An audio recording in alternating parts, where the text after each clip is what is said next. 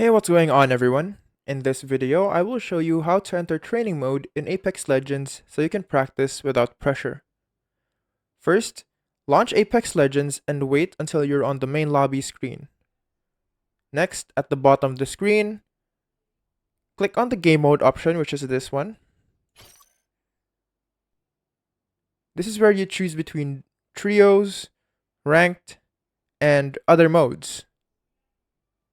From the mode selection menu, click on firing range, and then click on ready. The game will load you into the training area.